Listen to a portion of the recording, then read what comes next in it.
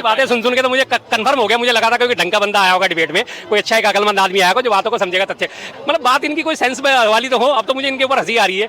कहीं कोई बात, मैं बात कर रहा हूँ किस मुद्दे पे, ये बात कर रहे हैं किस मुद्दे पे, मैं बात कर रहा हूँ चाइना की, ये बात आ गई इंदिरा गांधी पे लेके। और पाकिस्तान कटोरा पकड़ने का काम किया है, आटा के लिए लाइन लगाया हुआ, जाके देखिए। पाकिस्तान भीख मांग रहा है जब से मोदी जी आए हैं। पाकिस्तान भीख मांग रहा है किस वजह से? क्योंकि उसने विदेशों का कर्जा देना है, उसने इंटरनेशनल मॉनेटरी फंड का कर्जा देना है, उसने ब्रिटेन का कर्जा देना है, उसने चाइना का कर्जा देना है। जी हमारा देश में 2014 तक मात्र 56 लाख करोड़ रुपए का विदेशी कर्जा था और आज वो बढ़ के 205 लाख करोड़ रुपए हो गया। तो थोड़े दिन बाद अगर हमारे यहाँ भी अगर यही हालत ना आ जाए ना कर्ज की वजह से, तो हमारे को कोई बड़ी बोली बात है। ये सर कह रहे हैं कि पाकिस्तान अपने कुकर्मों की वजह से भीख मांग रहा है। ये फर्क पड़ा है मोदी की विदेश नीति से। पहले सारे उसको सपोर्ट करते थे कि इंडिया को कैसे काबू में रखना है। अब उन्हें पता है कि उससे चाहे हम सपोर्ट करेंगे, उनको चाहे सपोर्ट करेंगे तो इंडिया काबू में नहीं होगा और इंडिया हमारे से बिगड़ जाएगा और इंडिया इस टाइम महाशक्ति बनने के कगार में। इसी करके सबने पाकिस्तान को बायकॉट करा है। इससे आतंकवाद खत्म नहीं हुआ है। सीमा पार पर पुंछ और राजौरी से लगातार आतंकी घटनाएं और बढ़ी हैं, खत्म नहीं हुआ। जिसका ढोल पीटते हैं कि घट गया। क्या 1983 में वहां के उसमें इंदिरा गांधी जी ने वहां पे सभा नहीं करी, कश्मीर में जनसभा नहीं करी, मनमोहन सिंह जी ने कश्मीर में जनसभा नहीं करी? इन लोगों को याद ही नहीं होगा। उज्ज्वला योजना की बात कर रहे हैं, उज्ज्वला योजना में कनेक्शन बांटे गए, उसके बाद 450 का सिलेंडर बढ़ा के 1250 तक कर दिया। पिछले महीने आपने वीडियो देखी होगी, लगातार वो नदी में अपने सिलेंडर बहा रहे थे, फेंक रहे थे लोग। और ये इन्होंने चाइना की जो बात करी, चाइना का एक और इनको बता देता हूँ, इन्हें पता ही नहीं होगा। 2021 में हमारे जो है 1965 के युद्ध के हीरो थे क्या, मेजर शैतान सिंह को परमवीर चक्र मिला था लड़ने के लिए, और उसके बाद चाइना से लड़ने के लिए 62 के युद्ध के, 62 के थे। और उसके बाद उनका स्मारक बनाया गया था चाइना बॉर्डर पे, जो ऊपर कश्मीर का चाइना बॉर्डर है वहाँ पे। उनका स्मारक जो है चाइना ने, स्मारक से आगे चाइना की सेना जो है वहाँ आगे पेट्रोलिंग पॉइंट उन्होंने वहाँ बना लिया। तो इस मोदी सरकार ने क्या कायरता दिखाई है कि ठीक है आप लोग यहाँ तक आए कोई बात नहीं, वहाँ से अपना स्मारक हटा दिया, मेजर शैतान सिंह का स्मारक वहाँ से हटा दिया जो परमवीर चक्र विजेता। हम ये कहना चाहते हैं कि हमको किसी से झगड़ा नहीं करना है, हमारे कम्युनिटी के किसी से लड़ाई नहीं है, ना हम किसी को बोलना चाहते। हम ये कहना चाहते हैं हमें न्याय दीजिए। चाइना नहीं, हम न्याय मांगना चाहते हैं भारत सरकार से। 40 साल हो गया, सिखों को न्याय क्यों नहीं मिला? हम न्याय चाहते हैं भाई, हमको झगड़ा नहीं करना किसी से। बाकी ये जो है ना, कभी नहीं एक्सेप्ट करेंगे कि हम लोग, बड़ा पेड़ गिरता है तो धरती हिलती है। राजीव गांधी जाकर के विदेश से फोन करके टैकल करवा रहे थे, आज जो है ना क्यों भूल जाएंगे? हमारा बाप दादा परदादा जो है ना वाहिगुरु करते हुए मरा, हम क्यों भूल जाएंगे उसको? हम तो न्याय मांगेंगे भैया, हम तो हाथ जोड़ करके भीख मांगेंगे, भैया न्याय दीजिए, हमें न्याय तो हमें चाहिए। तो वो जो है ना न्याय नहीं देने का काम किए हैं। मोदी सरकार में न्याय हमें कुछ मिली है और आने वाला समय में ये प्रियंका गांधी कहती है, आज प्रियंका वाड्रा जी कहती रही है आज की, हमारा जो है ना दादी से मेरा नाक मिलता है, दादी से अगर नाक मिलता है, राहुल गांधी जी बोलते हैं हमारा मैं ये नाक मिलता है। अगर प्रियंका वाड्रा जी बार बार ये कहती है कि मेरा गाल मिलता है दादी से, आयरन लेडी है, मेरा आंख मिलता है, तो देश को क्या फायदा होगा इनका नाक मिलने से? देश को कोई फायदा होने वाला है क्या इनका नाक से और आंख से? क्या मतलब है जी? क्या आप ये कहना चाहते सिर्फ बीजेपी से फायदा होगा देश? हाँ जी, सिर्फ बीजेपी से बातें सुन के तो मुझे कंफर्म हो गया, मुझे लगा था कोई ढंग का बंदा आया होगा डिबेट में, कोई अच्छा एक अकलमंद आदमी आया होगा जो बातों को समझेगा तथ्य। क्या प्रियंका गांधी जी की जो कह रही है मेरी नाक मिलती है तो इसलिए मुझे वोट दे, उन्होंने ऐसा बोला क्या? कहीं ऐसा बोला? फिर मतलब बात इनकी कोई सेंस वाली तो हो, अब तो मुझे इनके ऊपर हंसी आ रही है। कहीं कोई बात, मैं बात कर रहा हूँ किस मुद्दे पे, ये बात कर रहे हैं किस मुद्दे पे, मैं बात कर रहा हूँ चाइना की, ये बात आ गई इंदिरा गांधी पे लेके। मैंने बात इंदिरा गांधी जी की क्लैरिफाई करी कि दोषी जो है उनको बकायदा जो है मिल रहा है, उनको न्याय मिल रहा है। ये उसी चीज़ को अभी तक कुरेदे जा रहे हैं। मैंने बात करी किस सिलसिले में, पाकिस्तान से युद्ध के हमारे हीरो बनी पाक में मशीन गन, उसको फौरन भूल गए कि नहीं हमारे यहाँ हथियार ही नहीं बनते थे। मैंने इन्हें उदाहरण दिया पहले बजट का, सरकार के रक्षा बजट का, ये उस चीज़ को भूल गए, इंदिरा गांधी पे आ गए। और वो उस पर क्या बात करूँ, इनकी कोई सेंस वाली बात हो तो मैं जवाब दूंगा। एजुकेशन पे बात कीजिए, एजुकेशन। अरे मैं बता रहा हूँ अपना ओपिनियन, मैं बता रहा हूँ ना, ये अपना जो बोलेंगे अपना इनको समझ में आ जाएगा, जो इनको हमको लगता है कुछ भी समझ में नहीं है, खाली ऐसी हवाई बात कर रहे हैं। लेकिन मैं तथ्यों में बात करूंगा। आज जो है ना भारतीय सेना जो है ना इतना बड़ा डंडा से भारतीय फौज जो है ना चाइना को खदेड़ देती है बॉर्डर से। और पहले जो है ना वो नेहरू जी बोलते थे ना कि हिंदी चीनी भाई मिला के चलो, हाँ डरते थे। लेकिन आज नरेंद्र मोदी 56 इंच का सीना है ना, इतना बड़ा डंडा से वही जो है ना चाइना क्या सिपाहियों को खदेड़ देते, भागो यहाँ से। तो ये जो है ना ये मोदी जी का कमाल है। तो ये आज हमें विरासत भी मिलेगा, विकास भी मिलेगा, सबका साथ सबका विकास। मोदी जी के आने के बाद चाइना पीछे हो गया। चाइना और पाकिस्तान कटोरा पकड़ने का काम किया है, आटा के लिए लाइन लगाया हुआ, जाके देखिए। पाकिस्तान भीख मांग रहा है जब से मोदी जी आए हैं। भीख यहाँ पे बहुत सारे लोग मांग रहे हैं, इस रोड पे भी बहुत सारे लोग मांग रहे हैं, मरकट वाले बाबा के पास भी बहुत सारे लोग भीख मांग रहे हैं। किस वजह से मांग रहे हैं? अपने आर्थिक हालातों की वजह से मांग रहे हैं। उनके पास काम धंधा नहीं है या उनके पास कमाने का जरिया नहीं है। पाकिस्तान भीख मांग रहा है तो क्या वो हमारी वजह से मांग रहा है? पाकिस्तान भीख मांग रहा है अपने कुकर्मों की वजह से। पाकिस्तान भीख मांग रहा है किस वजह से? क्योंकि उसने विदेशों का कर्जा देना है, उसने इंटरनेशनल मॉनेटरी फंड का कर्जा देना है, उसने ब्रिटेन का कर्जा देना है, उसने चाइना का कर्जा देना है, उसने इंडिया का कर्जा देना है, उसने कोरिया का कर्जा देना है, उसने तमाम एशियाई देशों का, जापान का कर्जा देना है। चाइना और जितनी साउथ एशियन कंट्रीज हैं, जितनी यूरोपियन कंट्रीज हैं, उसका सबका उसने कर्जा देना है लगातार। और जिस लाइन पे हमारे देश को लेके जा रहे हैं ना, आज ये हमारा देश में 2014 तक मात्र 56 लाख करोड़ रुपए का विदेशी कर्जा था और आज वो बढ़ के 205 लाख करोड़ रुपए हो गया। तो थोड़े दिन बाद अगर हमारे यहाँ भी अगर यही हालत ना आ जाए ना कर्ज की वजह से, तो हमारे को कोई बड़ी बोली बात नहीं। ऐसा क्यों है सर? 2 बार जीत कर आ गए, तीसरी बार भी दावा कर रहे हैं मोदी जी 400 पार आए हैं, क्या रीजन है फिर? कोई बात नहीं जी, 2 बार जीत के आगे, कोई बात नहीं, गलती रिपीट हो गई लोगों की, उसमें बात है। अगर माना जाए कि अगर वो अपने इनके हिसाब से अगर माना जाए कि वो अपने अच्छाई की वजह से दूसरी बार जीत के आए हैं, ठीक है, तो मैं सीधा साधा एक उदाहरण देता हूं कि जब 1951 में पहले आम चुनाव हुए थे और 1977 तक लगातार 27 साल कांग्रेस जीत के आई या नहीं आई। अगर मोदी जी अपने अच्छे काम की वजह से दो टेन्योर पा गए हैं और जिस कांग्रेस को ये लगातार कोसते हैं, तो क्या वो कांग्रेस 1951 से 1977 तक 27 साल तक लगातार सत्ता में रही? क्यों रही? इसका मतलब अच्छे काम करे होंगे ना उसने। 77 से 80 तक जनता पार्टी रही मात्र 2.5 साल, 80 में फिर कांग्रेस वापस आ गई। लोगों ने समझ लिया ना कि कौन हमारे फायदे की है, कौन हमारा हितधारक है, कौन सी पार्टी हमारे लिए कामयाब है। सीधी सी बात है। अगर अच्छाई को देखा जाए तो उन्होंने तो मात्र दो ही टेन्योर कंप्लीट करे हैं। कांग्रेस को तो आप देख लो लगातार 3-3, 4-4 टेन्योर पे करे हैं।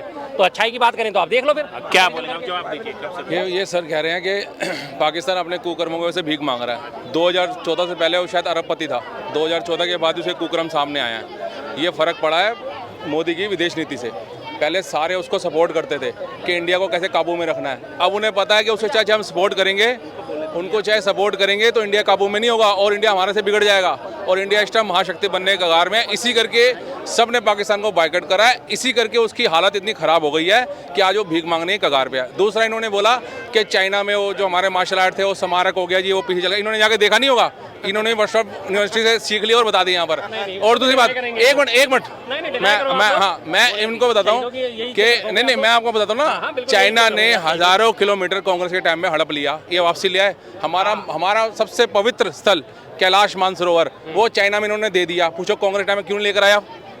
दे नहीं दिया, वो पहले से वहीं था। कैसे वहाँ था? तिब्बत के थ्रू रास्ता जाता है। हाँ, दे नहीं दिया। हाँ, ये वापस लाने की बात करें तो आप ये कह रहे हैं कि उन्होंने दे दिया।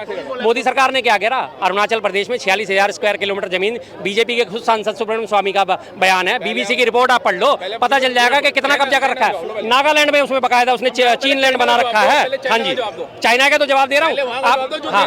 हाँ जी, जो आपके टाइम में दे दिया, जो आपके टाइम में दे दिया वो बताइए ना पहले। हाँ, तो बता तो दिया, ठीक है, कैलाश मानसरोवर उन्होंने नहीं लिया। 1000 किलोमीटर क्यों दे दी जमीन उसको? भाई साहब वो कैलाश एक स्मारक छोटी जगह बोले, वो वहाँ पर घेर के चलो बैठा है। नजर आ रही है। मैं जगह का हिसाब है ना। नहीं, स्मारक छोटी जगह है जहाँ हमारे मेजर शैतान सिंह परमवीर चक्र विजेता, सर्वोच्च सैनिक सम्मान के विजेता का स्मारक बना, वो इन्हें छोटी चीज नजर आ रही। तो इनकी मेंटेलिटी तो भाई साहब कबूल। इतना पवित्र स्थल कैलाश मानसरोवर, इनको वो छोटा दिख रहा है फिर, इनको वो छोटा दिख रहा है। चला गया तो चला गया, कोई बात नहीं। ये कह रहे चला गया तो चला गया, कोई बात नहीं है ना।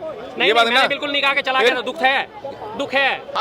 यही बताया ना आपके टाइम में, तो यही काम हुआ ना। चला गया और मोदी सरकार में कुछ नहीं किया। मैं उसका आपका जवाब दे रहा हूँ। आज भी 46,000 एक होता है जाना, हाँ जी, वही मैंने आपको बात बोली ना कि 1962 के युद्ध में जो भी जमीन हमारी गई वो किस वजह से गई? लड़ने के बाद ही गई थी ना, बिना घुटने टेके तो नहीं गई थी। आज की डेट में तुमने चीन से कौन सी लड़ाई कर ली? आप आज बिना लड़े ही उसको जमीन हैंड ओवर करे बैठे हो। कौन कह दिया? क्या नहीं दिया आपने? क्या बोलिए? देखिए साहब कह रहे कि चाइना वॉर में गई थी। एक बात बता दीजिए साहब, पाकिस्तान से हमने जंग जीता था, पाकिस्तान से हमने जंग जीता था, पीओ के प्लेट में सजा के क्यों दे दिया? पीओ के प्लेट में सजा के कांग्रेसियों को पाकिस्तान को हमने क्यों दे दिया? ये जवाब दे दो मुझे।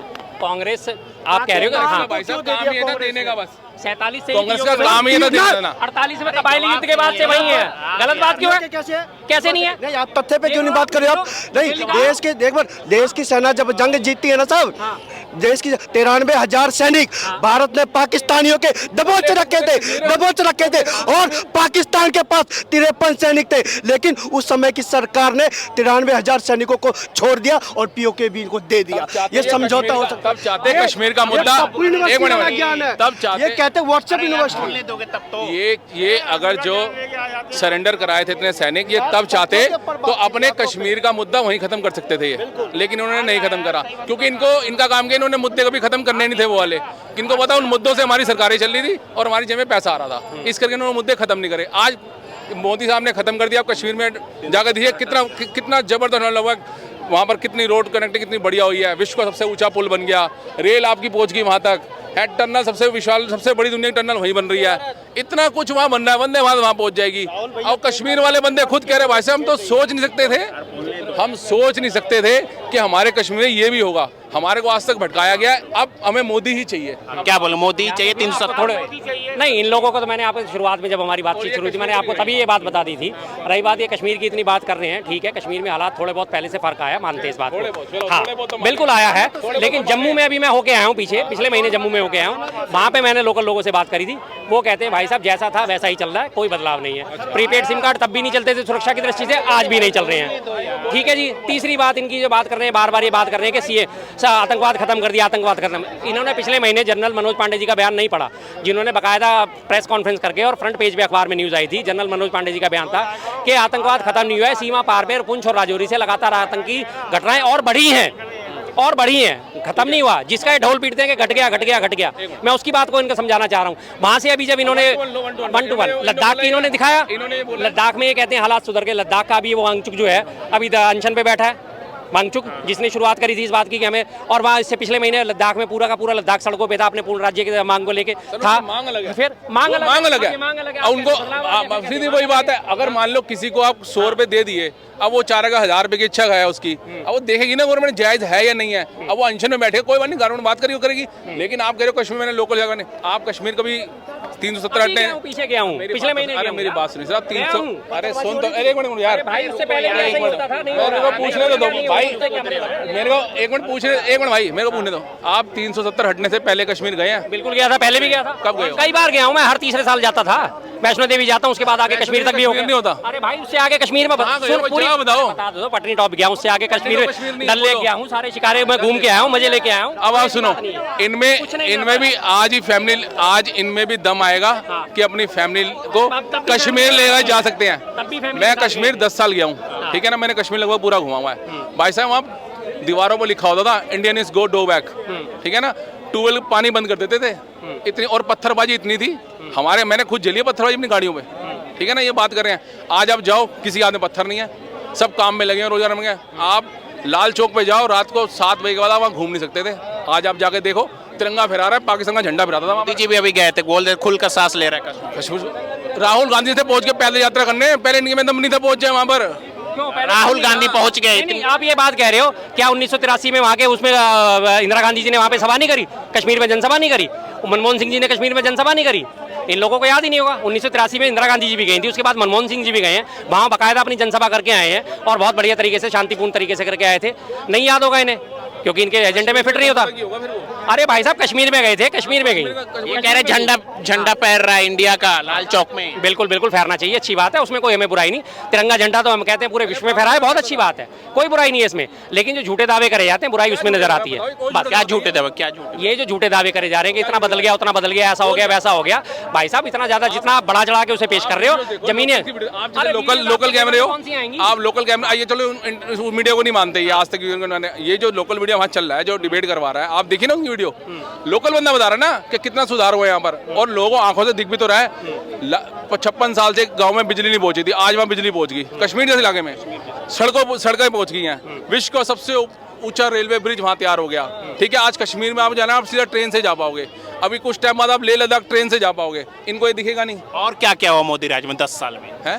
10 साल में और क्या क्या? आप रोड कनेक्टिविटी देखो कितनी बड़ी होगी, उज्ज्वल योजना आई, आपका आयुष्मान योजना आई, 5 लाख का इलाज फ्री है, आप जब मर्जी आप जाओ किसी भी हॉस्पिटल में जाकर करवा लो, ठीक है।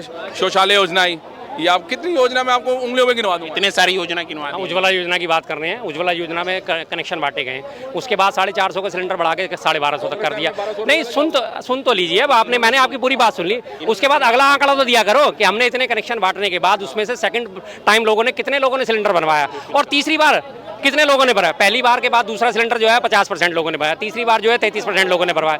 मतलब आज उज्ज्वला योजना में जितने कनेक्शन बांटे गए हैं उसमें से 70% जो है तीसरी बार के बाद वो सिलेंडर भरे नहीं गए हैं। पिछले महीने आपने वीडियो देखी होगी, लगातार वो नदी में अपने सिलेंडर बहा रहे थे, फेंक रहे थे लोग। क्यों? क्योंकि हो नहीं रहा। रही बात आयुष्मान की बात इन्होंने करी। आयुष्मान का सबसे बड़ा घोटाला पिछले बार सीएजी ने इसके घोटाला पकड़ा था आयुष्मान योजना का। एक नंबर पे 10-10 हजार नंबर आयुष्मान जो लाभार्थी थे वो रजिस्टर्ड थे, और नंबर भी क्या था जो एग्जिस्ट ही नहीं करता था, 9999। 7.5 लाख करोड़ का घोटाला पकड़ा गया। 7 सीएजी के अधिकारी थे जिन लोगों ने इस घोटाले को उजागर करा था। एक हफ्ते के अंदर सातों का ट्रांसफर कर दिया गया। आपके पास क्या आता है? जो सरकार चाहती है दिखाना, मैंने ये करा, मैंने वो करा, झूठ दिखाना चाहती है। आप कहते हो आवास योजना का झूठ अभी लोकसभा में पकड़ा गया था। निर्मला सीतारमण जी ने बोला मैंने 3 करोड़ लोगों को कर दिए पक्के। अगले दिन ही मोदी जी भाषण दिया है, उन्होंने एक ही दिन में उसकी घोषणा करके सीधा 4 करोड़ कर दिया। 1 करोड़ का डिफरेंस एक दिन में आ गया। उसके बाद आप कहते हैं कि जी हमने शौचालय बनाए। शौचालय के बारे में आप कहते हैं वहाँ पे बिहार में जाके हमने एक हफ्ते में 84 लाख शौचालय बना दिए। ये मोदी जी के बयान था, 84 लाख शौचालय एक हफ्ते में बना दिए। भाई साहब कितनी स्पीड से बनाए, कितने बनाए? आंकड़े फेंक दो, कोई चिंता नहीं। जनता ने काउंटर करना नहीं, मैं गिनने जाऊंगा नहीं कितने शौचालय बन गए, इन्होंने गिनना नहीं है, इनके मतलब का नहीं है। सीधी सी बात है, मोटा सा हिसाब ही लगा लो, एक हफ्ते में 84 लाख शौचालय बन जाएंगे क्या बोला? अब इन्होंने बोला आयुष्मान कार्ड नहीं, वो वैलिड ही नहीं करता, ये स्कीम है वो स्कीम है। मैं कह रहा हूँ कोई काम होता है 100% तो सही नहीं हो सकता। ये उस 10% जो काम खराब होता है ना, ये उसको पकड़ते हैं। जो 90% काम सही हो रहा है उसको उन्होंने देखना ही नहीं है। क्यों? क्योंकि इनकी आंख में कांग्रेस वाले बाल है, नहीं देखेंगे बिल्कुल भी है। क्योंकि उन्होंने कभी खुद तो जिंदगी में कोई काम करा नहीं।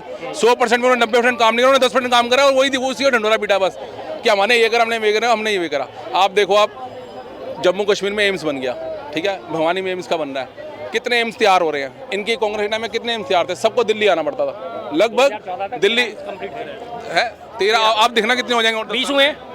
अभी मेरे एम्स साल में सुन लीजिए ना, अरे सुन तो लीजिए, फिर वही 70 साल की बात कर रहे हो आप कह रहे हो कि ये वाली बात करी। चलो एम्स की आपने बात करी, 13 जो है कंप्लीट हो चुके थे, 5 का भी मोदी जी ने उद्घाटन करा था, 2 अभी अंडर प्रोसेस में, उन्हें मिला के टोटल 20 होंगे। सीधी सी बात है, ठीक है, आबादी बढ़ रही है, आप काम कर रहे हो, अच्छी बात है। आपने कहा कि 10% जो है आपको काम दिखता है। भाई साहब मुझे 10% वो दिखता है ना कि जो आप गलत कर रहे हो, 90% तो आप छुपा के बैठे हो, ताजी सारी जानकारी आप छुपा के बैठे हो। अभी पिछले 2-3 महीने पहले भी मैंने इस बात को उठाया था कि यूपी में योगी जी ने घोषणा कर दी, हमने यूपी में 4 करोड़ शौचालय दिए हैं। जब मैंने एक आंकड़ा निकाल के दिखाया कि भाई साहब यूपी की जनता 25 करोड़ है, अगर आपने 4 करोड़ शौचालय बना दिए तो यानी कि एक फैमिली में 4 लोग तो होंगे, यानी कि 16 करोड़ लोगों को आपने शौचालय दे दिए। तो बाकी यूपी की सारी जो महानगरों में रहने वाली है उनके पास क्या शौचालय ही नहीं थे?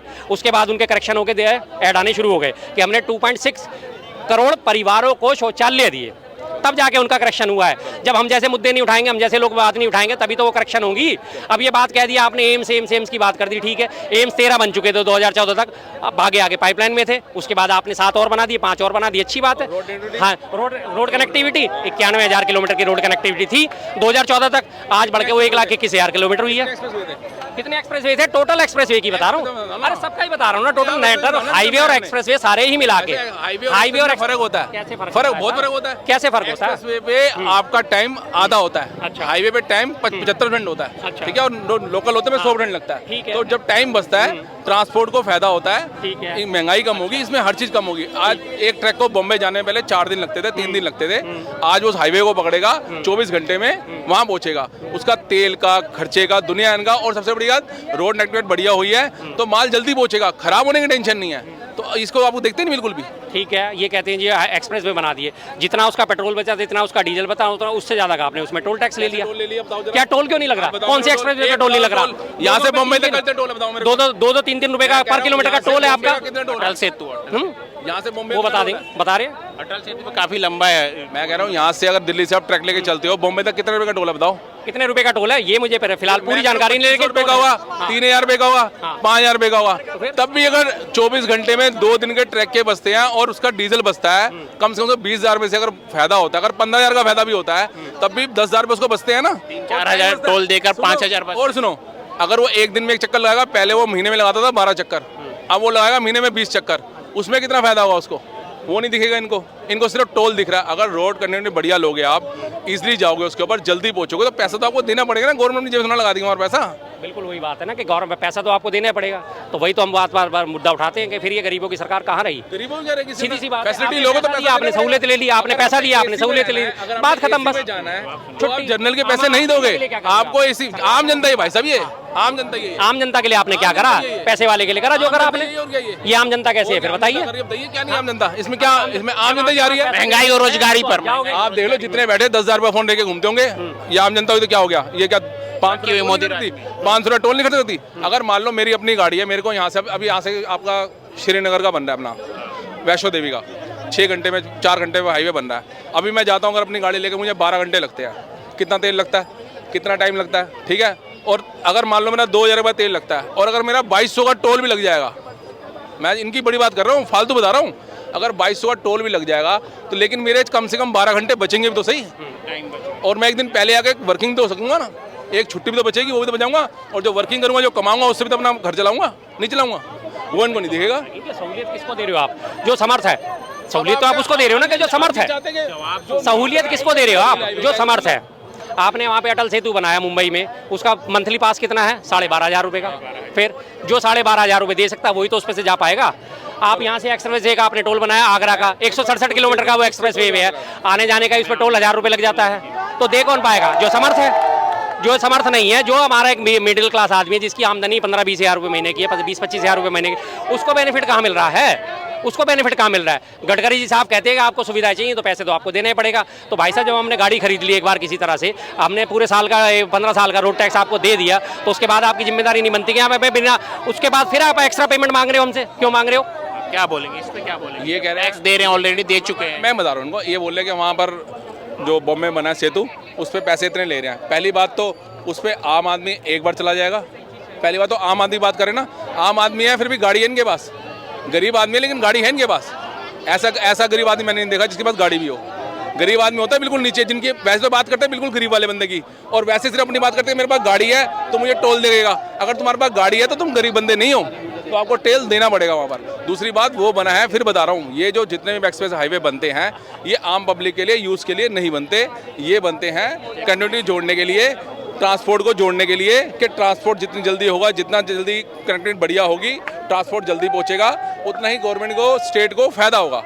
आम आदमी के लिए नहीं बनता एक्सप्रेस वे। तो बस वही बात हमने कह दी। हमने तो कहा था शुरू से ही, पूंजीपतियों की सरकार है, पूंजीपतियों के लिए काम कर रही है, आम आदमी की सरकार नहीं है। बात खत्म, बस जवाब ही खत्म। पूंजीपति हो फिर? बिल्कुल बात खत्म। मैंने तो अपने बारे में बात ही नहीं करी। मैं अपने बारे में खड़े होकर कभी बात ही नहीं करता। आपने, इन्होंने बोला, मैं अपने बारे में कभी बात ही नहीं करता खड़े होके। यहाँ मैं जितनी बार भी आता हूँ, जितनी बार भी बात करता हूँ, मैंने अपने बारे में बात करी आज तक? कभी नहीं करी। अपने बारे में तो मैं कभी बात ही नहीं करता कि मैं क्या हूँ, क्या मेरी हैसियत है, क्या मुझे बेनिफिट हुआ, क्या मुझे नुकसान हुआ। मैं तो आम जनता की बात उठाता हूँ, सीधी सी बात है। अगर इनको आम जनता की बात उठाने में पेट में दर्द होता है तो कोई बात नहीं, बात खत्म होगी सर। धन्यवाद।